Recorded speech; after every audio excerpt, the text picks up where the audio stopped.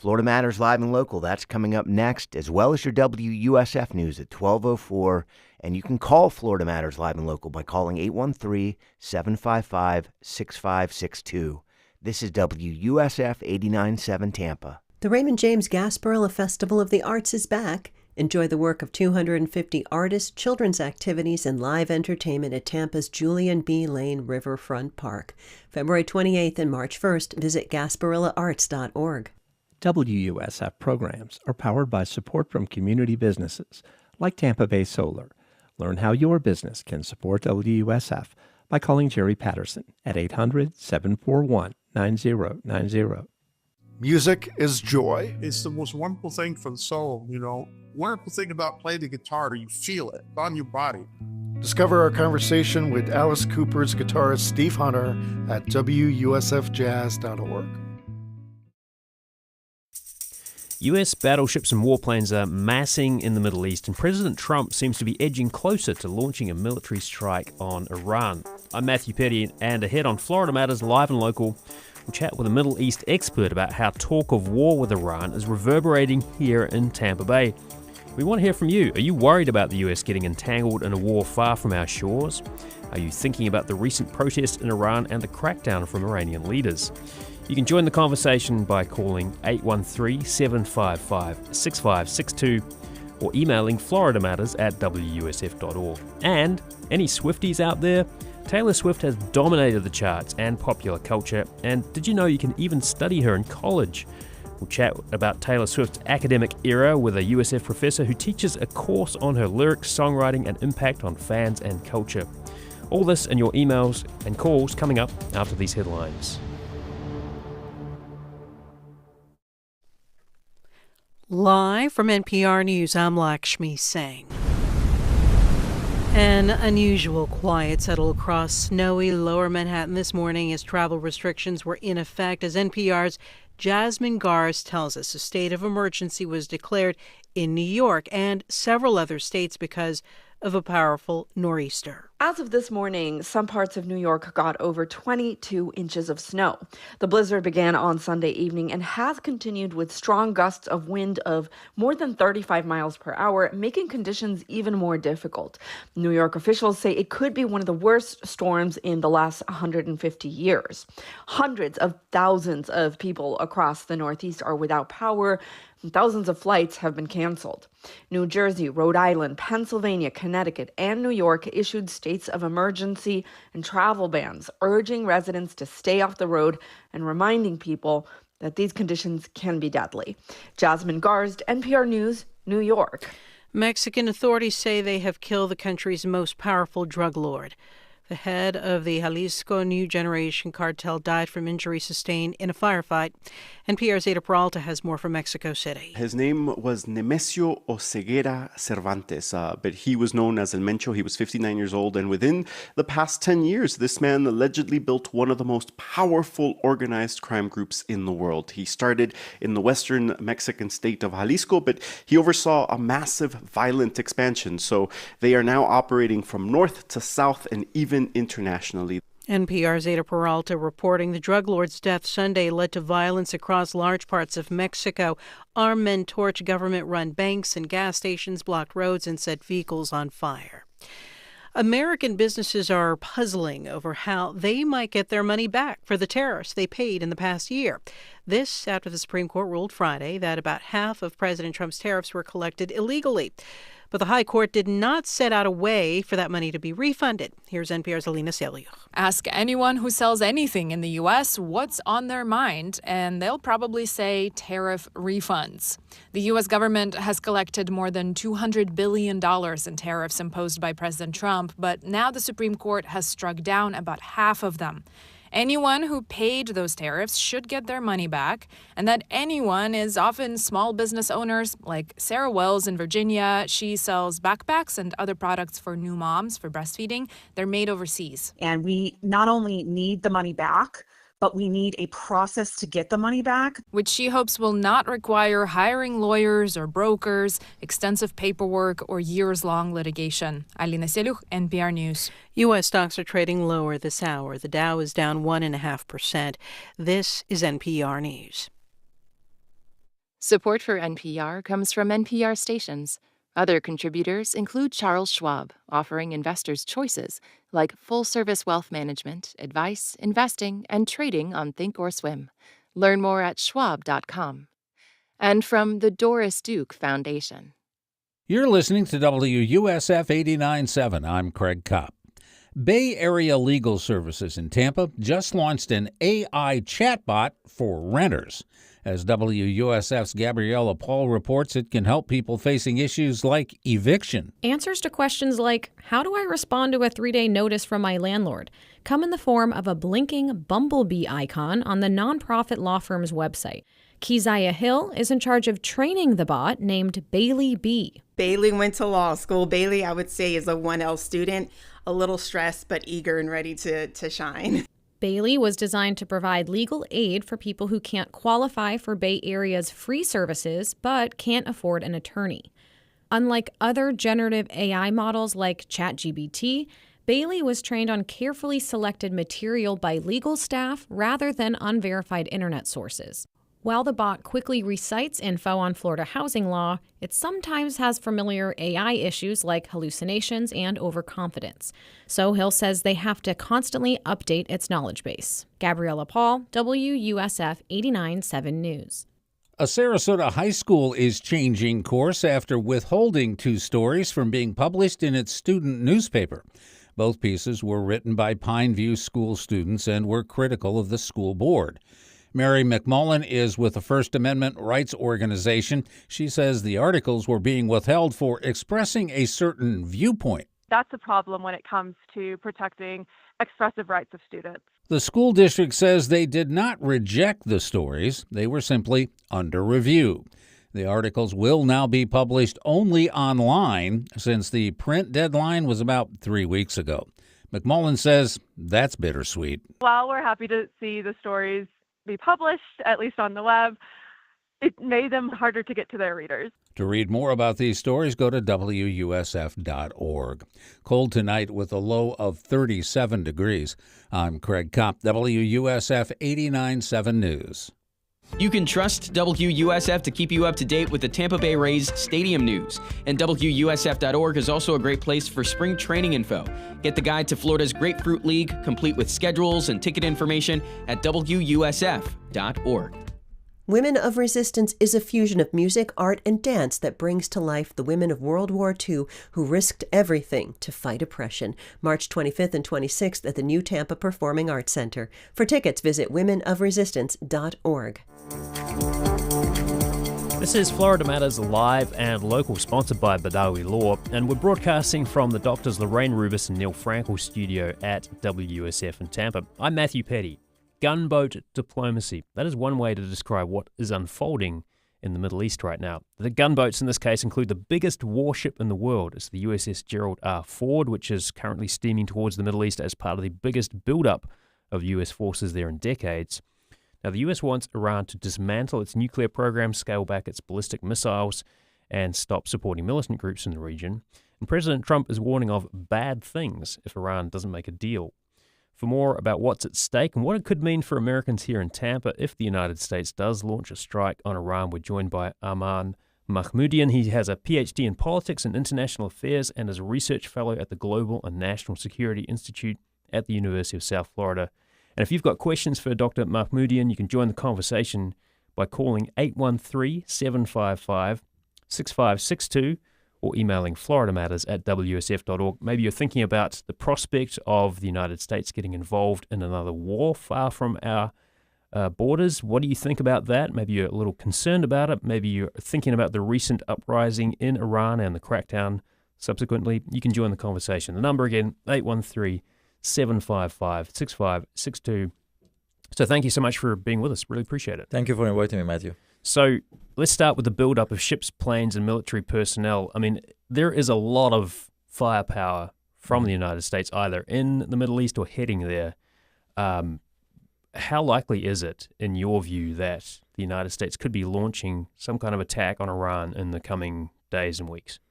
Well, that's a good question. And as you correctly pointed out, that this is the largest and the heaviest build-up in decades This is the largest one since 2003 when the United States has invaded, Iraq. U.S. currently has 2 aircraft carrier over there. One of them is Gerald Ford, which is very significant because it's the most advanced one. It's a new generation one. It is the one that actually played a role in the Operation Absolute Resolve, which led to the removal of the Nicolas Maduro from Venezuela. Right, so it was in the Caribbean and now it's sailing towards the Middle East. Yeah, it seems that it's heading toward the Israel right now, and then maybe joins the Lincoln in the Arabian Sea. And it's not just kind of, because I've been trying to wrap my head around these numbers too, and I guess, there's reasons for the numbers being a little fuzzy, but it's not just an aircraft carrier. It's an aircraft carrier plus a bunch of other ships. Yes, too. it comes with a battleship, with a protective battleship. The aircraft carrier itself has between 70 to 90 airplanes on it for surveillance, for stealth aircrafts. It's very advanced. It does have its own independent air defense system on it. So these are like floating cities, essentially. Floating cities, exactly. It has something in the size of 3,500 to 5,000 personnel on it. That's amazing. Yeah, if you compare, it's a small town. It needs to have its own mayor. I mean, in Navy, they call the commander of the admiral of the aircraft carriers as the mayor of the aircraft carrier, because technically it is. It's if you look at the body and the components of the aircraft carrier, it basically has most things that the city has in terms of infrastructure. Okay? Sure. And aside all of this, United States has submarines in the region, which people barely touch on it. But the submarines that the U.S. has in the Red Sea and in the Indian Ocean, they are armed with the cruise missiles and ballistic missiles, including Tomahawk missiles, that they can reach Iran. They have reached Iran in the June war. And aside all of this and the battleships and all of the cruise ships that the United States posing to the region, U.S. just during the last 2 weeks, has deployed a significant number of its air fuel tankers to the regions for aerial fueling. Okay.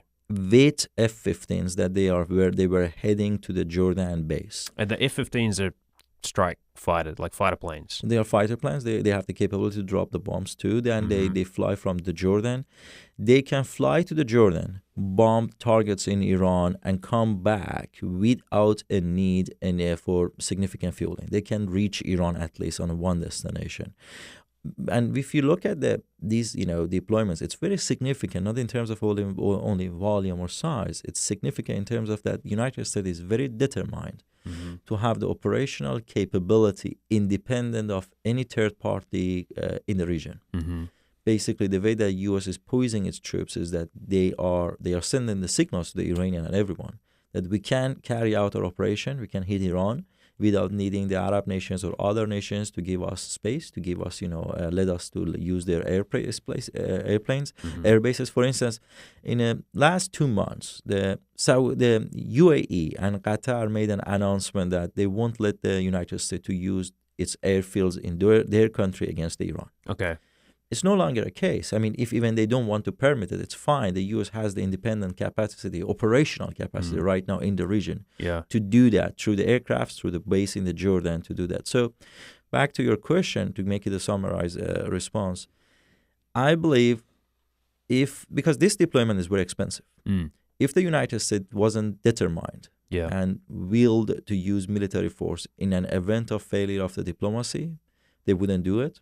So I would say that if Iran and the United States cannot reach a diplomatic solution quick, less than 2 weeks, the chances of war between two countries is very likely. Yeah, okay. Well, we do have the phones open if you want to get in on the conversation. If you've got some questions for our expert, Dr. Mahmoodian, thinking about what this all may mean for us here in the Tampa Bay region and the United States, give us a call, 813-755-6560. You can also email FloridaMatters@WUSF.org.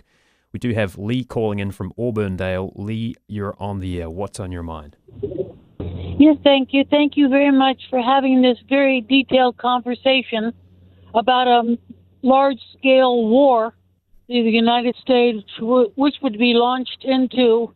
And so my question for your speaker is essentially, we had an agreement with Iran many years ago regarding the plutonium and getting rid of those centrifuges that would bring more plutonium for the nuclear bombs. Is there any chance that we could go back to a conversation with Iran regarding these centrifuges and probably de-escalate the whole conversation around this impending war? Okay, yeah. Lee, thanks for the question. And before I let you go, I mean, are you concerned about sort of what may unfold if there is a strike on Iran? What are you thinking there?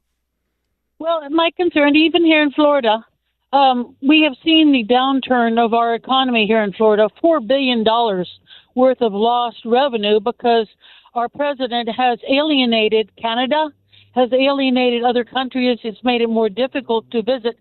Florida is promoted by tourism.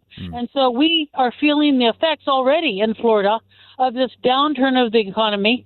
I think that having a large-scale war in the Middle East would further dampen the economic prospects around the world and would plunge the United States further into an economic downturn.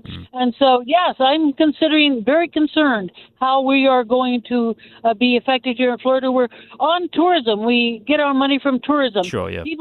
When there's uncertainty, when there's wide-scale war, people do not want to go on trips. They do not want to leave their homes, which is wise, and it will affect us in Florida. So thank you for having your speaker. Thank you for your call, Lee. Really appreciate that. Okay, so what about that? I mean, as our caller, Lee, pointed out, there was an agreement around sort of plutonium. I believe the United States might have kind of bombed some of those reactors at some point too, right? So explain what was going on in the past, what the chances are of getting back to some kind of diplomatic solution now in the next kind of few days or weeks. Well, first and foremost, thank you, Lee, for calling. That's a great question. And to give a background on the point that Lee pointed out about the agreement, throughout 2014 and 2015, when Iran had a newly elected president, reformist president, which historically they are true pro-de-escalation, named Hassan Rouhani, Iran and the president at the time of the United States, President Barack Obama, gave a chance to negotiation.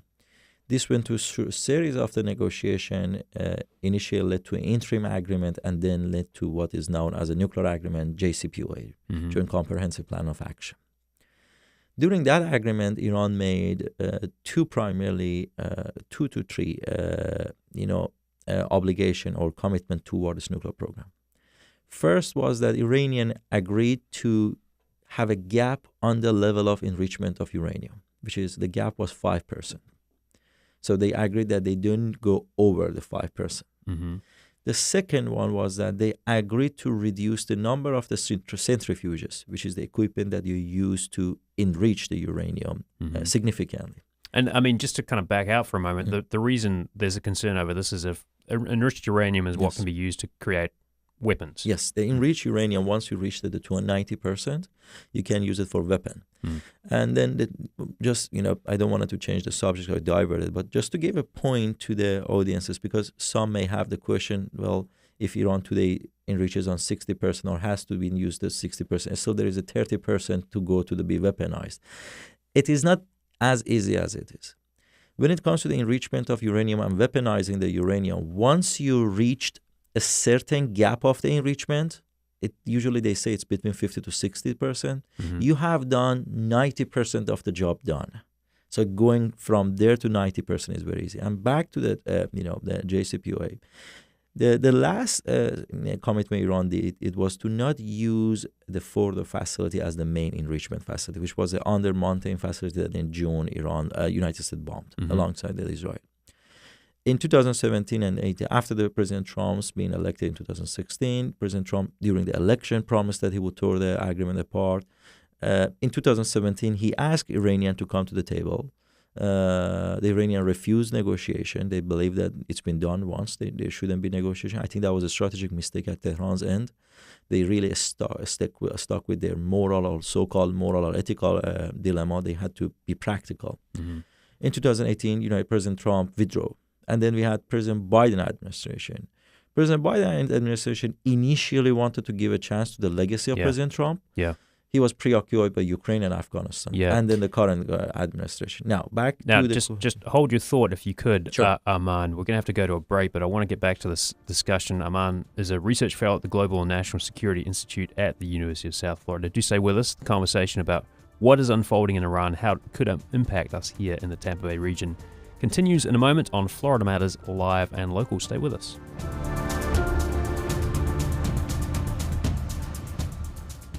Hi, I'm Carrie Sheridan. I live in Sarasota, and I cover issues that affect you in the community. That could be about health, education, the environment, the arts, planning, and public works. If you have an idea for me to cover or a news tip you think I should know about, find me at WUSF.org. I'd love to hear from you.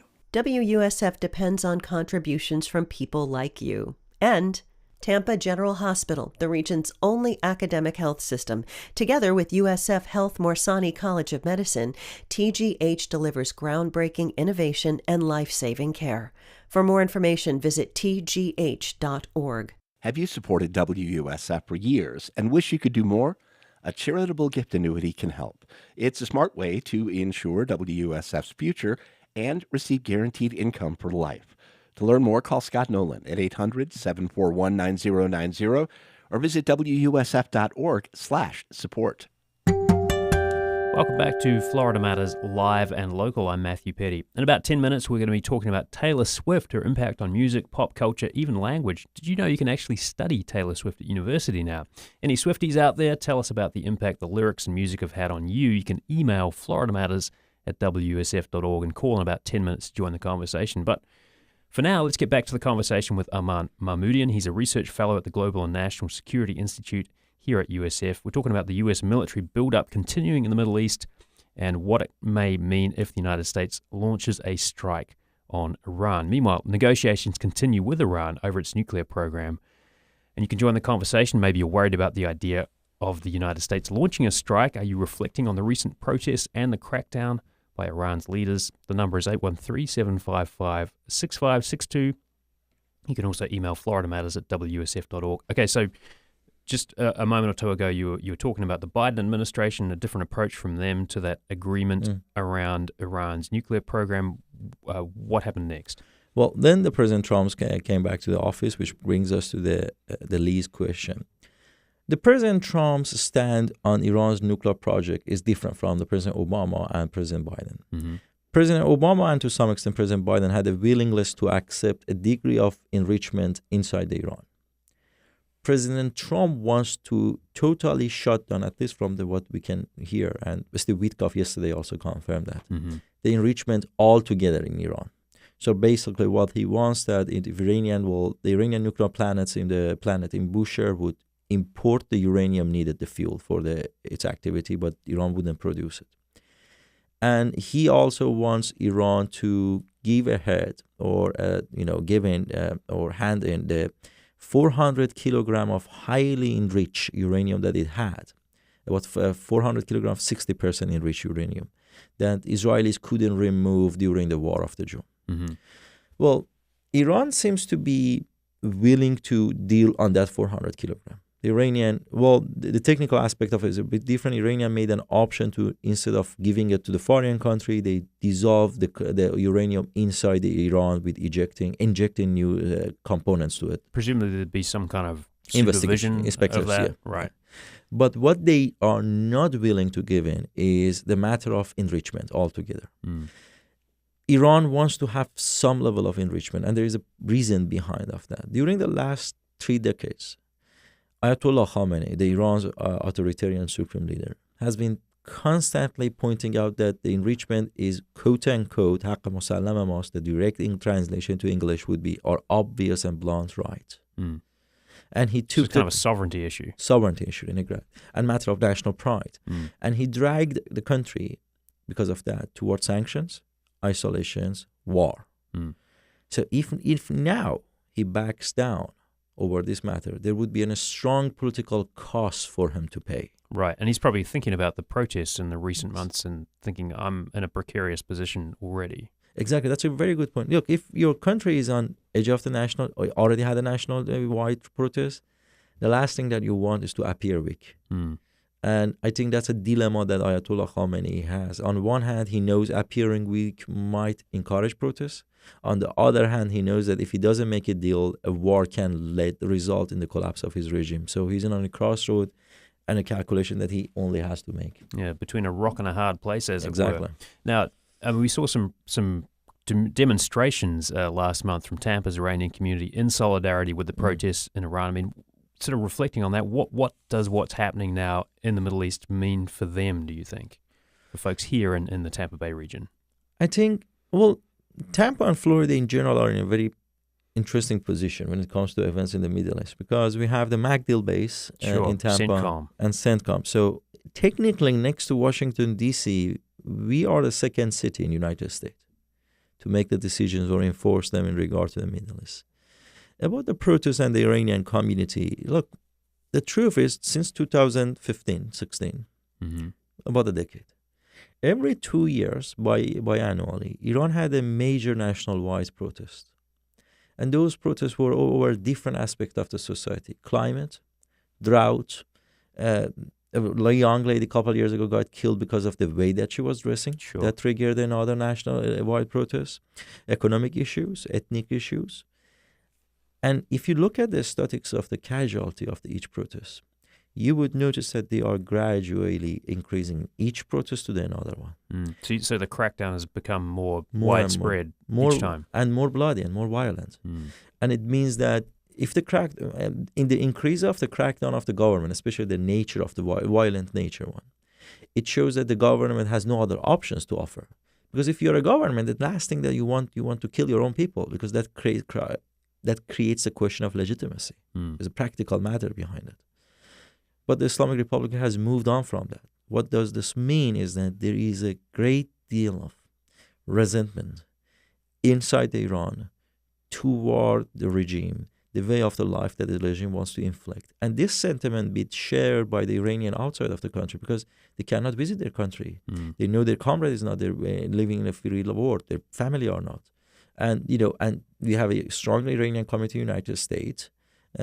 They've been in this country, they've been blended in, incorporated in for about 4 decades and a half a century since the revolution of the 1979. So I wouldn't be surprised. The other Americans also share this sentiment because of their association with them, or because just they care about freedom of the other nations. And I think that's a good cause. You were born in Tehran. You've been Correct. a student of Middle Eastern politics for a long time. I wonder what conversations you think might be happening in the cafes and kitchen tables around Tehran right now. This is a very interesting question. And I had a conversation with a friend of mine who is living with Iran the other day. We got the chance they kind of removed the blockade on the internet, so now we can interact with people. They still have to use VPN, so the filtering is there, the censorship is there, but the internet is on a slow flow. And I asked him, what do you think, what people say? And his response was that people are looking at the Americans' upcoming or probable military strikes with a very complicated feeling. And when I asked why, he said that on one hand, they believe if the U.S. strikes Iran, and which means that there will be a strike on Iran coercive apparatus, security machine, and leadership, there's a chance that actually people can topple this regime, which makes some of them feel a bit excited about it. But on the other hand, they fear that the war wouldn't end in a 1 day or 2 days. It's going to be a matter of a couple of weeks, and U.S. is making preparation for it, which means it would make an impact on Iran's infrastructure, on the distribution of food, medicine, access to the cash. So basically turn the population and community of Iran into war-torn one. So it's very hard to be in their place and have a very definite or resolved view on the matter. Yeah. Well, Aman, we're going to have to leave the conversation there, but I want to thank you so much for coming in and sharing your insights. Really appreciate the your thoughts on this. Aman Mahmoudian, Research Fellow at the Global and National Security Institute at the University of South Florida. We've been talking about the build-up of U.S. military forces in the Middle East and what it could mean if the United States decides to launch a strike on Iran. in the coming days and weeks. Thank you so much. Thank you for inviting me, Matthew. It's been a pleasure. Well, coming up next, she's dominated airwaves and pop culture. Now there's even a college class on Taylor Swift. We'll chat with a professor about the lyrics, the music videos, the fans, and the cultural phenomenon that is Taylor Swift and her Swifties. That's when Florida Matters Live and Local continues. Stay with us.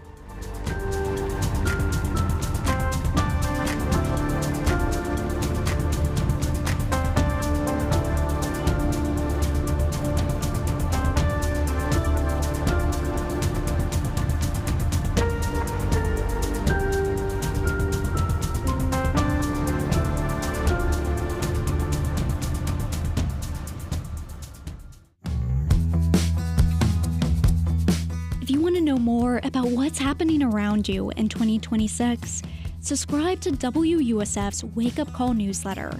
It's your morning dose of the latest news and things to do. You can subscribe at WUSF.org. Support for WUSF comes from listeners like you and from Badawi Law, offering legal services in personal injury, immigration, and auto accidents with offices in Tampa, Florida. Office information and practice details at BadawiLaw.com or learn more on Instagram at Badawi Law. The Dunedin Fine Arts Center proudly announces the return of Trashy Treasures, Tampa Bay's biggest and most beloved art garage sale and party, happening Friday, March 6th and Saturday, March 7th. Tickets and details at dfac.org. Welcome back to Florida Matters Live and Local. Now, before we move on, we were discussing before the break the build-up of U.S. military forces in the Middle East and what it could mean if the United States launches a strike on Iran. We've got this email I wanted to read. It's from Patrick DeGennaro. He's a former professor at NYU and senior advisor to CENTCOM. Patrick writes, "This is completely illegal, though that doesn't seem to faze this administration." Patricia, I should say. Excuse me. My apologies, Patricia. She writes, "This is completely illegal, though that doesn't seem to faze this administration. Iran is not a vital threat to America. It is clear that once again, the U.S. is going to war due to pressure from Israel. Iran and this administration were close to a deal before the bombings in June, but the U.S. again walked away from that deal. This has also extensively weakened Iran, its proxies, and its lethal capabilities. There is no reason to go to war. Our nation has not agreed to war by using the military in this way. It is completely contradictory as to why the U.S. has a professional military. It's also unlawful, and it's the use of the military, which seems to be for whatever the president wants, not what is in the nation's best interest." Patricia DeGennaro, thank you so much for your email. And of course, if you have thoughts on this, you can also reach out to us. We're at FloridaMatters@WUSF.org. So now from global politics to, I guess, cultural politics and local politics, because Taylor Swift does have an impact on the political sphere as well. And maybe you've stopped to think about Taylor Swift and her references to literature, though. Maybe you've heard echoes of Plath, Bronte, or Frost in her music. And if you've listened close enough, maybe you've even caught a hint of Hemingway in Taylor Swift's lyrics. And her prose accomplished what even Shakespeare couldn't. She gave Romeo and Juliet a happily ever after.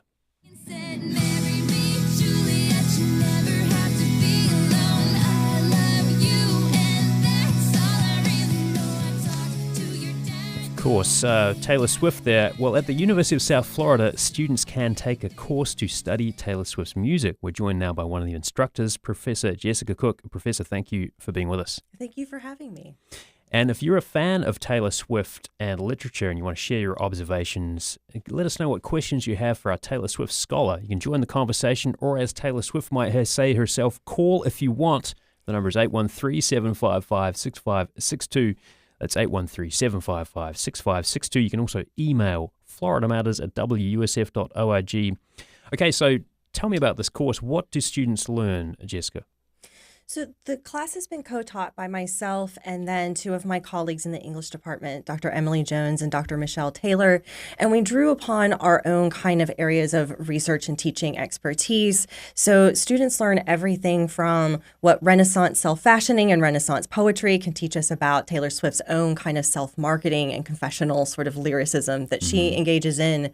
We've talked about Taylor Swift and the Byronic hero, her love of both playing the part of the anti-heroine herself, but also falling in love with these sort of anti-hero figures. What is a Byronic hero? So the Byronic hero is named after the 19th century romantic poet Lord Byron, who himself was a bit of a celebrity of his time. It's hard for us to imagine poets as celebrities, but they did used to be that. Sure. He was a good-looking man known for having these, very scandalous romantic liaisons, but he was also a talented and popular poet, often writing these very kind of brooding outcasts from society, carrying this dark secret around with them, but they're still compelling, very emo. Yeah. It's Heathcliff from Wuthering Heights or Mr. Rochester from Jane Eyre. Yeah. So you teach it with a couple of other professors specializing in 18th and 19th century literature, women's literature. Milton, how did you all come together? How did this class emerge? So we're friends outside of the department, and we were together having lunch one day. We're all three Taylor Swift fans, and we were having a debate about one of her songs and what we thought that it was about. And, we were citing lyrics as our evidence for our different perspectives on this song. And one of us said, this is what we try to get our students to do. It's close reading, it's critical analysis, it's supporting your argument with evidence. And then one of us also said, we should teach a class on Taylor Swift. And then we kind of took a beat and thought, actually, we should teach a class on Taylor Swift. Students would love this. So we took the idea to our department chair, and the next thing we know, we were ready to go. Okay, so what was the song? Do you remember? The song was Begin Again, which is the album closer of her album Red. And what was it about the lyrics that kind of spoke to you in that moment? Kind of the placement of the album. So it sort of ends with, so the album Red is all about this breakup that Taylor has had. And she ends it with, starting this new relationship. She's going to begin again. And it was my colleague Emily Jones who was arguing she didn't think it was about a new relationship, that it was about the same one, this heartbreak she'd been writing about on the album, and that the album is sort of this cyclical heartache that she's sort of going in a loop back to the beginning of that relationship. And it kind of blew my mind. Yeah. And so how do you teach? Because there's three of you. So do you alternate classes? Like, how does that work? Yeah. So when we taught the class in person, we each had our own separate section of the course, and we taught 2 days a week. On Tuesdays, we would the huge class, get together in a big lecture hall, and we would take turns lecturing on various topics. Like, for example, I lectured on Taylor Swift and the Gothic romance. And then on Thursdays, we would meet with our individual smaller sections of 35 students and have kind of breakout conversations about that week's topic. And then for the online version of the class, we just all took turns recording videos based on our topics. So even if you take the class with one person online or in person, you're still getting the benefit of having 3 faculty members total. And just remind me, when did you start? When did you launch this? We launched the class in fall of 2024. That was the first semester, and then it has been offered every semester since. We are on hiatus this semester, much like Taylor Swift herself. We're taking a little break, but hopefully the class will be back again sometime next year. If you're just joining us, we're talking about Taylor Swift. If you enjoy the literary lyrics of Taylor Swift, maybe you've got a different opinion of Taylor Swift's literary merit, you can join the conversation by calling 813-755-6562. That's 813-755-6562, or emailing FloridaMatters@WUSF.org. So, public perception has changed about Taylor Swift throughout her different eras, from her first album, Taylor Swift, 2006, to The Life of a Showgirl in 2025. How do you incorporate that into the class discussions and the assignments? So when we approach Taylor from a certain thematic point of view, so for example, looking at her references to childhood in her lyrics, we took her whole discography as on the table. So that week we might talk about, probably leaned heavy to a lot of her own early music herself because she was technically a teenager writing it. But anything that she had written was fair game. Then later in this semester, we did 2 album deep dives that did allow us to kind of think, okay, how is this one album functioning cohesively together? And these songs sort of representing this space that she's in as an artist. So we did a combination of both. What about I mentioned this in the lead up to this. The impact has been pretty broad, right? It's not just music. It's also, there was sort of political conspiracy theories floating around. There's that even kind of an impact on the NFL in some ways, if you want to talk about that. But what do you think about when you see all of that kind of expanding, unfolding? To me, it's evidence of what an influence she's had on pop culture. And, we live in such a fragmented cultural world now with all the streaming services and kind of the globalization of media. We don't really have a monoculture as a culture anymore. There's very few things, I think, that sort of break through the cultural noise that we're all talking about. So, the Super Bowl and the Olympics actually are two recent examples that do sort of cut through that noise.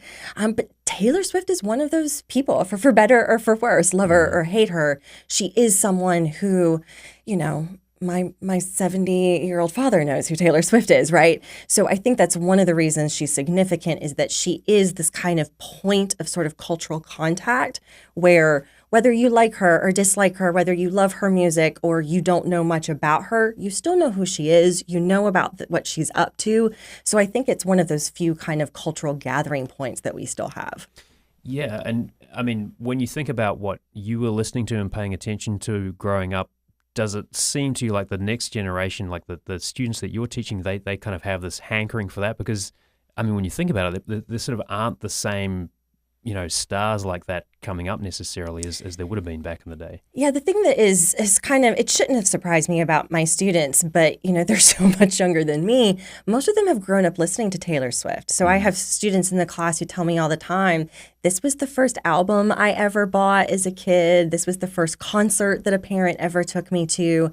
So they've kind of grown up alongside Taylor Swift, and it strikes me as just a really kind of special and unique relationship that they have. Mm-hmm. We're talking about Taylor Swift, about the course that you can take on Taylor Swift at USF, currently on hiatus, but we'll be back, fingers crossed. If you're a fan of Taylor Swift, a Swiftie, so to speak, you appreciate the literary references and like thinking about that, maybe you've got some questions about her cultural impact, you can join the conversation. Call 813-755-6562. That's 813-755-6562 and ask a question of our Taylor Swift expert here. You can also email FloridaMatters@wusf.org. Now, in a letter to the editor for the Tampa Bay Times, a reader referenced another Swift, Jonathan Swift, when finding out about your Taylor Swift class, and they said, quote, "We of this age have discovered a shorter and more prudent method to become scholars and wits without the fatigue of reading or of thinking." Okay, so what's your response to that?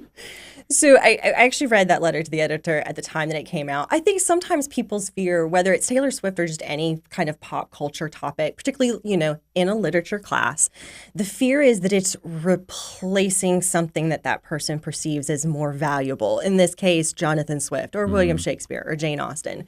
And of course, we haven't stopped teaching those things in the English department. We haven't even stopped teaching them in our own class.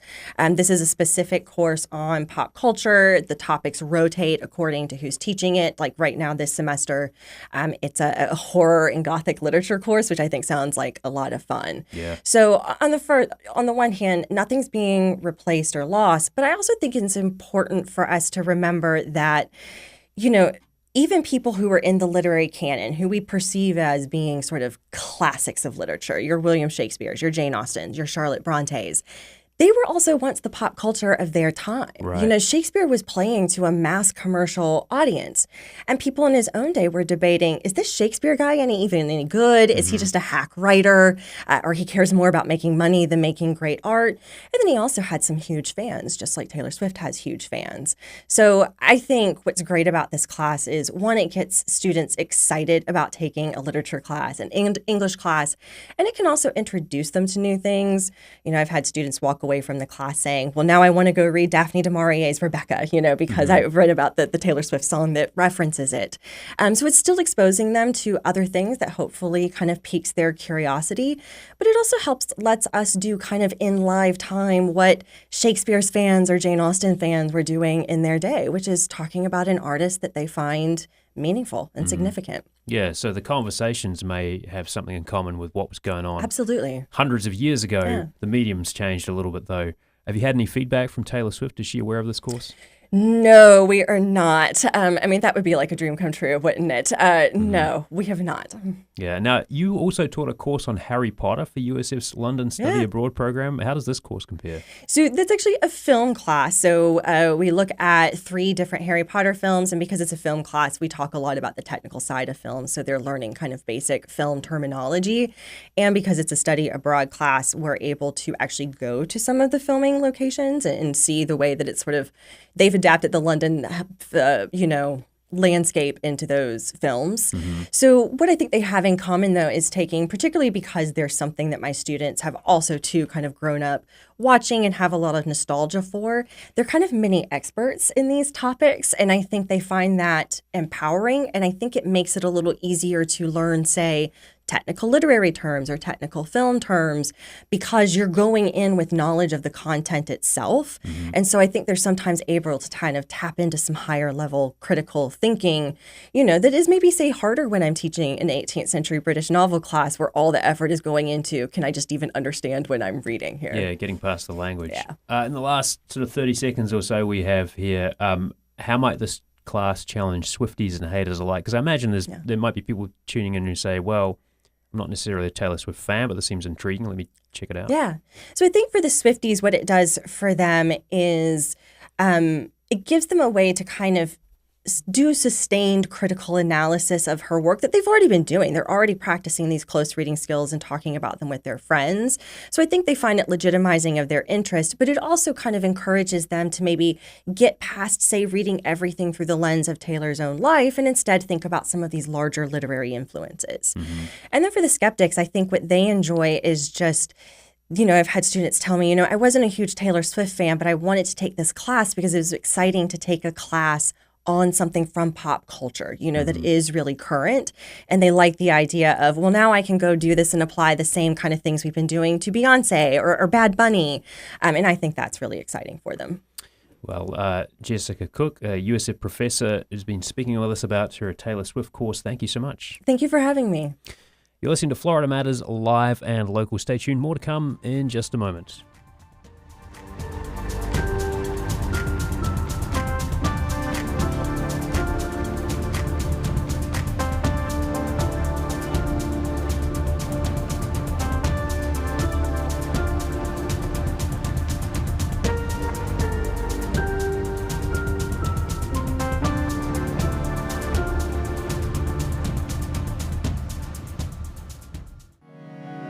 I'm Indira Lakshmanan. A Kyiv businessman left his desk job to take up arms when Russia invaded Ukraine. You have 8 hours of training maybe, and then they give you an AK, they put you on the crossroads and say, catch the enemy insurgents. The war hits its 4-year mark, and we talk to him again next time on Here and Now.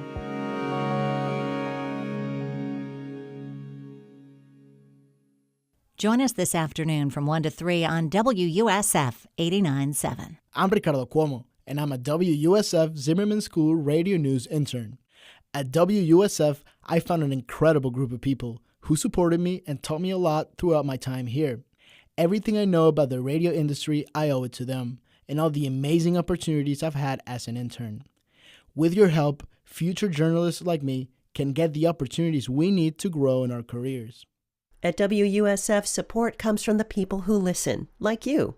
Also, Seitenbacher, with a new web shop, healthy muesli, cold-pressed oils, and vegetable broth mix delivered to your door from right here in Tampa Bay. Details at Seitenbacher.com, Seitenbacher, Seitenbacher.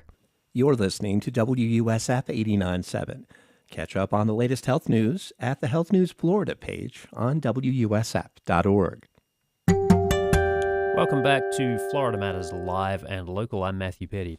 Well, every now and then we like to share stories by our reporters here on the show. And as February is Black History Month, we're highlighting 3 stories which focus on the importance of black art, black businesses, and black history in Tampa Bay.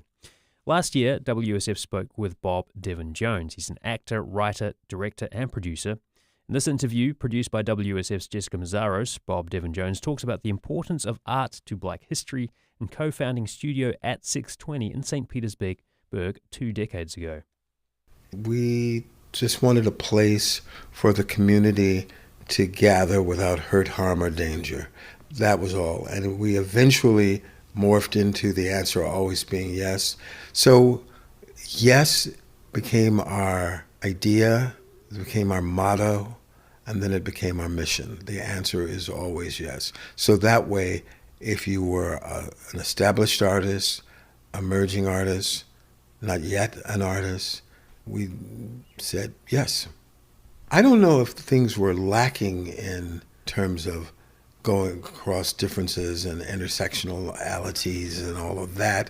I just know that there was not a place to hang and talk and discuss and perhaps debate. And we knew, because we had social justice roundtables, our first exhibition was Grandma's Hands, 100 years of African American quilting. We had quilting circles, we had gospel brunches, and it just all melded together. And what we did was hold a mirror up to the community and found that there was just tons of riches there. We didn't have to worry about programming. There was opportunity. So that's how we succeeded. In the southeast portion of this country, I believe it's this little city of, less than 300,000 people, of St. Petersburg. We have an embarrassment of riches for a city of our size. And it appears to just keep growing and growing. So there's a African-American spiritual song, it might even be gospel. It's called How I Got Over.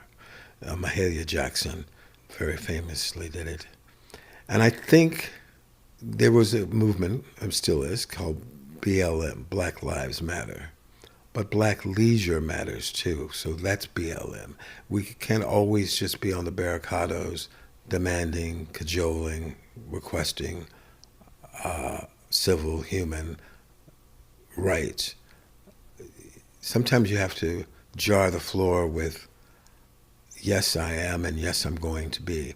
So I know why the caged bird sings, or tell me how long the train's been gone, or if Beale Street could talk, these are James Baldwin books, or Toni Morrison's The Bluest Eye, or The Beloved, or Zora Neale Hurston.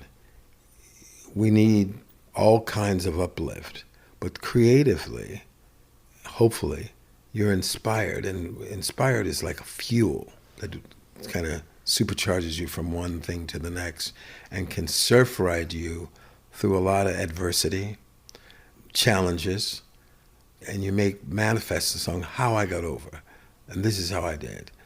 And so I think arts are integral, essential, and delicious, and should be consumed on a daily basis. So I feel that we've rounded that corner, and they're sustainable, and people see the efficacy of them. Despite what the prevailing winds might be or the curtailing of, arts are like that little chute that comes up through the concrete. It needs a little water, but it'll survive. That was Bob Devin Jones. He's an actor, director, writer, and producer, and he co-founded Studio at 620 in St. Petersburg. That audio postcard was produced by WSF's Jessica Mazzaros.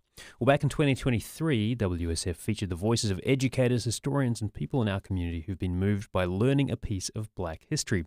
Today, we're playing one of the postcards in the series, featuring Lorraine Davis. She's a middle school teacher who says teaching Black history should take place all year with all children.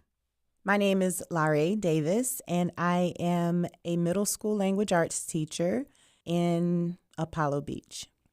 I think it's important, especially for African American students, to understand that their history did not start at slavery. Because when you, as a student, it's hard to find value in yourself when you look in the mirror, when you start that study at such a violent start to history, so to speak. And so I think it's important for us to predate our history and educate students on the kings and queens and the innovators and the educators and the artists and civil leaders that predated slavery in this country. I think it's important to weave Black history into your everyday conversations. It's important to weave it throughout the entire school year. And I don't know, maybe it's just been my mission as an educator to open up the minds and the hearts of Black students, to get them to understand exactly who they are, because I truly feel like if you don't know who you are, then you won't know where you're going. Black history is not just for African Americans, it's for all of us. Black history is American history, and it is equally as important for students of all races to know and be able to place value on the African American experience. And so I think that white children, Asian children, Hispanic children, doesn't matter their background. It's important for them to learn because honestly, children are curious. They are curious by nature and they want to know answers to questions. And I would venture to say they want to ask the hard questions. They want to know the why. I would just like to say that really, truly, it's a privilege to be an educator, and even more so in this very polarized environment that we're in right now. So to have the ability to impact their lives and to help them to kind of clear up some foggy areas in their minds and in their hearts and be that teacher that they will look back on in their lives and say, you know, Miss Davis was hard on me, but she always told me the truth. That was Lorraine Davis, a middle school teacher in Apollo Beach. She talked with WUSF's Kerry Sheridan in 2023. As businesses and schools pull back on their diversity efforts, black business owners say they need your support more than ever. Last year, WUSF's Daylina Miller joined the Black Business Bus Tour on a Saturday morning as it made stops at several locations across Tampa. Candy Lowe started the tour 19 years ago as a way to support her own tea shop and other businesses in Tampa. She says it not only exposes the tourist participants to places they might not know about, but it also encourages them to spend money that day at each one. It's an economic empowerment day. It is circulating the dollar day. It is also bringing awareness to those businesses that we only have a few of black-owned businesses in our community. Nearly 60 riders of all ages are loading into a large bus with plush gray seats. Lowe says you don't have to be black to go on the tour or to support black businesses, but a lot of today's riders are. She says black folks know how important it is to support other black folks. That support, she says, can be overwhelming. They'll message me what their dollar amount may have been, and it is unbelievable. Within 45 minutes, business owners are able to make $2,000, $3,000, $4,000, $5,000 in 45 minutes. The first stop today is at Travel Closet Boutique on Fowler Avenue. A large pink banner strung across the front entrance says Welcome Black Business Bus Tour. Owner Sandra Harrell Quinn greets people as they crowd into the pink and white boutique and explore racks with long, brightly colored garments perfect to wear over a bathing suit or on their own as a statement piece. So if you're going like to Bahamas, you're going to Jamaica, you're going to Italy, I have your pieces for you, okay, ladies? 45 minutes later, shopping bags in hand, everyone loads back onto the bus as Lowe takes us to our next stop, Re-Wellness on North Del Mabry Highway, an IV bar and wellness center.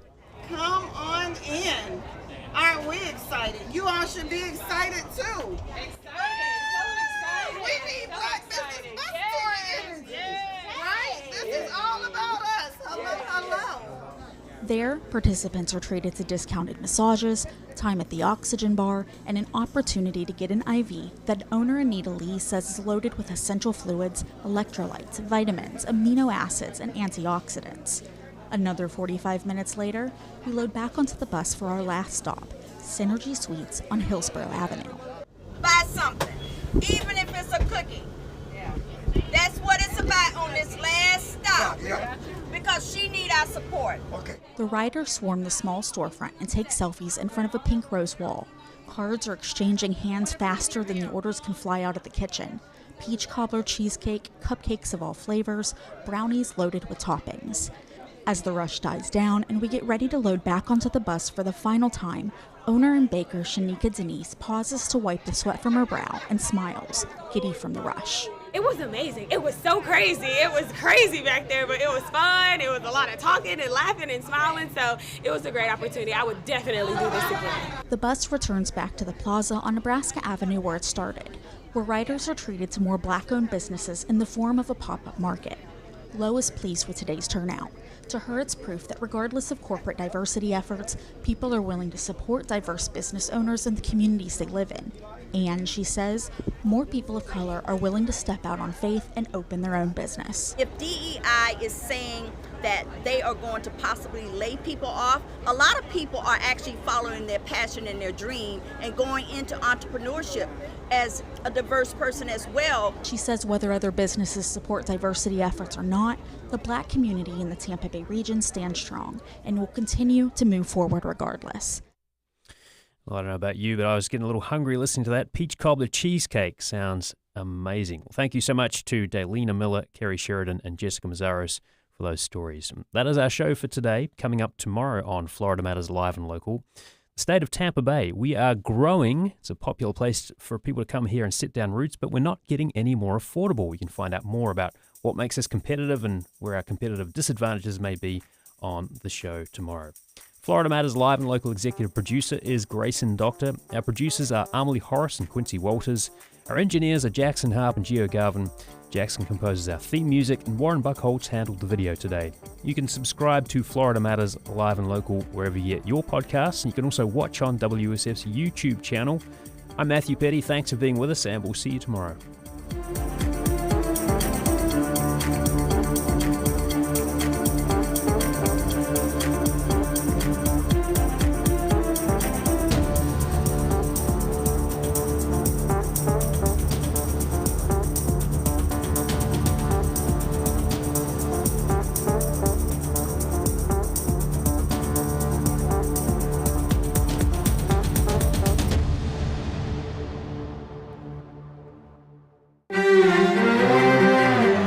Some countries in Europe are backtracking on their green energy transition. France is set to pass a decree to slash its wind and solar goals. That comes on the heels of the EU repealing a ban on new combustion engine vehicles starting in 2035. I'm Marco Werman. Hear that story